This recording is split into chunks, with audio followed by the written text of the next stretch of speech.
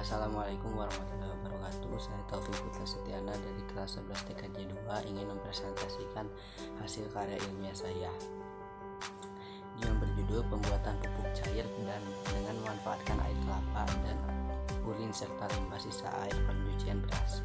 Pendahuluan latar belakang. Keseimbangan cairan ekstraseluler dibutuhkan untuk menunjang proses metabolisme makhluk hidup. Kondisi cairan ekstraseluler tersebut meliputi pH, tekanan osmosis, suhu, jumlah zat-zat makanan, volume cairan, dan konsentrasi cairan. Karena tekanan osmosis suatu cairan sangat ditentukan oleh jumlah air, mekanisme osmoregulasi terutama terletak pada kondisi keseimbangan air dalam cairan, dan air dikeluarkan bersama dengan proses ekstresi. Ekstresi merupakan proses mekanisme mempertahankan homeostatis tubuh dengan jalan mengeluarkan zat sisa atau sampah. Metabolisme tubuh, ion-ion tertentu, dan air. Pada manusia terdapat 3 jenis pengeluaran, yaitu sekresi, ekstraksi, dan defaksi. Salah satu di antara tersebut ialah proses sampah yang bernitrogen.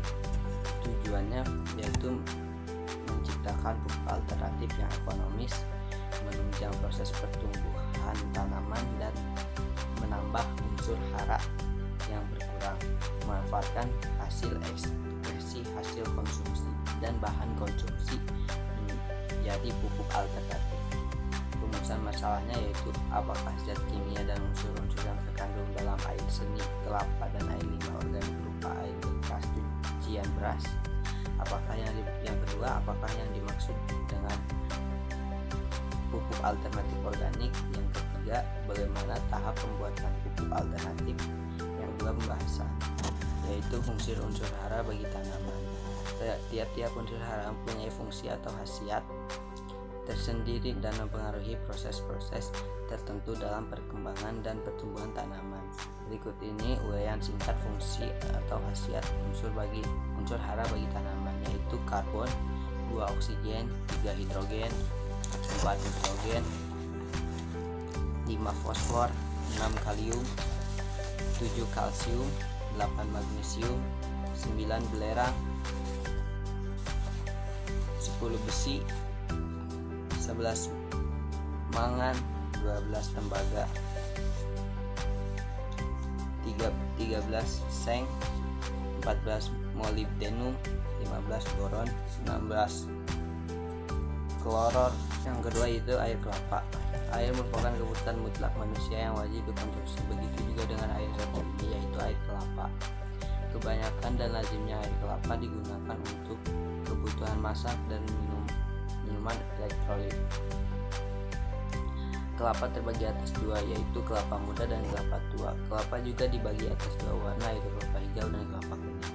Kelapa adalah buah yang bisa Anda dapatkan daerah tropis yang menyimpan kekayaan alam. Salah satunya pohon kelapa yang memiliki manfaat mulai dari batang yang bisa dijadikan papan rumah, dan daun kelapa yang dijadikan atap rumah atau tepas, serta bisa dijadikan karya seni seperti ketupat, dan juga buahnya yang terdiri dari serabut kelapa atau kulit luar, batok kelapa, dan daging, serta air kelapa.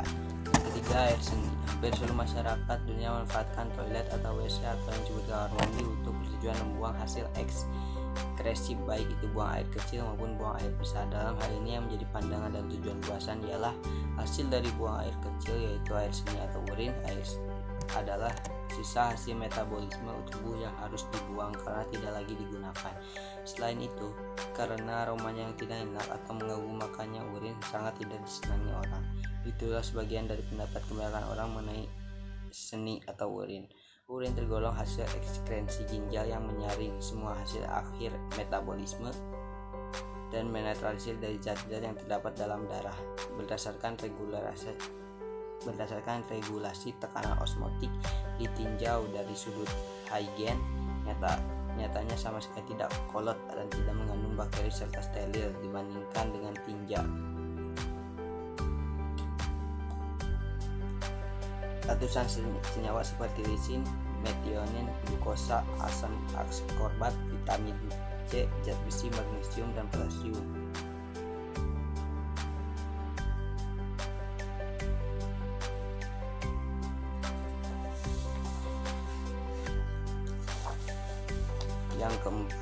yaitu air limbah organik atau air bekas cucian beras atau air ler. Beras adalah bagian bulir padi atau gabah yang telah dipisah dari sekam Jawa atau Jawa Merang. Secara anatomi disebut alea, bagian yang ditutupi, dan lema, bagian yang menutupi. Pada salah satu tahap pemrosesan hasil panen padi, gabah ditumbuk dengan lesung dan digiling sehingga bagian luarnya atau kulit gabah tersebut terlepas dari isinya. Bagian isi inilah yang berwarna putih, kemerahan atau ungu atau bahkan hitam yang disebut beras. Warna beras yang berbeda-beda diatur secara genetik, akibatnya perbedaan gen yang mengatur warna aleuron, warna endospermia, dan komposisi kati pada endospermia. Umumnya masyarakat Indonesia dan masyarakat yang biasanya makan beras sebelum dimakan. Beras dicuci dahulu menggunakan air dengan banyaknya pencucian 2-3 kali cucian. Setelah selesai mencuci beras, pada umumnya air hasil pencucian beras dibuang begitu saja karena air tersebut dianggap kotor akibat cucian beras. Beras terlihat putih, keruh, dan membawa partikel halus dan menempel di butiran beras. Air bekas cucian beras yang dapat menyuburkan dan menambah proses pertumbuhan tanaman. Masuk ke metodologi penelitian. Yang pertama adalah rancangan penelitian.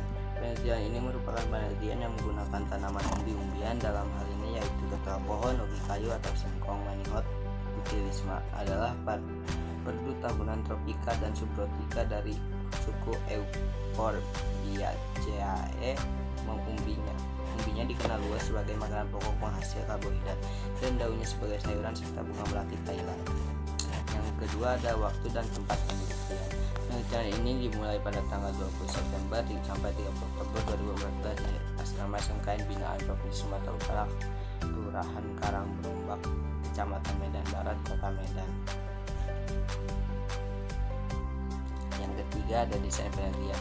Dalam penelitian ini, desain penelitian dengan menyiapkan tanaman umbi-umbian yang ditanam dengan beberapa tanaman ubi kayu lainnya, dengan mengambil sampel dari beberapa tanaman ubi kayu tersebut dengan menyiram tanaman dengan jumlah larutan yang disiram 200 ml serta menyiapkan tanaman bunga melati Thailand dalam sebuah pot. Yang keempat adalah populasi dan sampel. Dan dalam penelitian ini, populasi yang digunakan adalah tanaman ubi kayu dan sebuah bunga melati Thailand, sedangkan sampel yang digunakan adalah 2 tanaman ubi kayu dan bunga melati Thailand. Yang kelima ada variabel penelitian macam 153 kontrol 103 yang digunakan dalam penelitian ini adalah variabel bebas atau konsentrasi perbandingan pupuk cair organik alternatif. Yang kedua variabel 153 kontrol atau air biasa. Yang ke-6 alat dan bahan. Alat yang digunakan penelitian kali ini adalah 2 buah Erlenmeyer, 1 buah gelas ukur, 3 buah wadah botol bekas soda atau air mineral yang telah bersih dan steril. Yang ke-4 sendok pengaduk latex atau sarung tangan karet. Yang kelima 600 ml air bersih, ke-6 500 ml air seni, yang ke-7 100 ml air bekas cucian beras, yang ke-4 100 ml air kelapa, dan yang terakhir air seni yang telah disimpan selama 20 hari. Prosedur kerjanya yaitu melakukan tahap persiapan, yaitu menyiapkan semua alat dan bahan yang diperlukan, menyiapkan wadah sebagai penyimpanan pupuk alternatif organik, yang ketiga menyiapkan Erlenmeyer dan gelas ukur serta air bersih. Yang kedua tahap homogenisasi.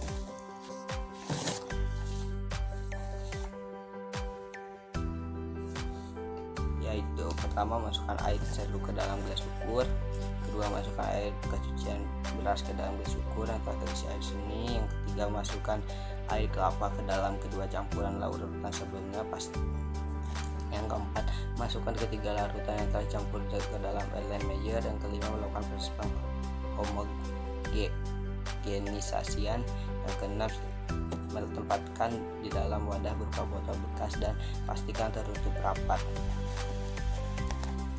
Yang ke-8 yaitu teknik pengumpulan data. Pengumpulan data pada penelitian ini dilakukan dengan menghitung tinggi tanaman, jumlah helai daun antara sebelum dipupuk dan sesudah, serta dengan melihat perubahan yang terjadi bunga melati Thailand tersebut pada awalnya ukur total tanpa daun. Lalu ke bab 3 atau penutup. Kesimpulannya, berdasarkan penelitian yang dilakukan dengan penyemprotan air seni, air kelapa, dan air leli atau bekas cucian beras, dapat disimpulkan bahwa satu pupuk cair organik alternatif dengan konsentrasi dasar air 500 ml air seni urin, 1 ml air kelapa, dan 1 ml air leli atau air bekas cucian beras memiliki komponen unsur hara esensial secara substansi lebih banyak dan lebih mempercepat tanaman dibandingkan unsur hara yang terkandung dalam air seni. Yang kedua, perubahan batang tampak signifikan pada hari ke-6. Pertumbuhan helai dan relatif sama jumlah pertumbuhannya, yaitu pada hari ke-3 dan ke-15. Hal ini diakibatkan pemberian pupuk yang telah disampaikan oleh ialah 10 hari. Maka dari itu di hari-hari awal seperti hari ke-3 dan pemberian pertama dan ke-15 dalam pemberian pupuk kedua akan memberikan pertumbuhan yang segaris dan sejalan. Masuk ke saran pupuk cair organik alternatif ini adalah pupuk yang ekonomis dan pupuk yang dibuat dari bahan-bahan sampah dan mudah didapatkan. Hal ini dilakukan guna memenuhi kebutuhan tanaman yang meliputi unsur hara esensial dan mikro lainnya. Kiranya masyarakat harus bisa memanfaatkan limbah rumah tangga seperti air cucian beras dan hasil ekstraksi yaitu air seni atau wool, dan pohon yang mudah didapatkan di daerah tropis yaitu pohon kelapa, dan dalam hal ini berupa air sebagai pupuk yang alami sebagai pemanfaatan yang efektif dan efisien serta ekonomis dibandingkan dengan pupuk yang lain. Sekian dari saya. Wassalamualaikum warahmatullahi wabarakatuh.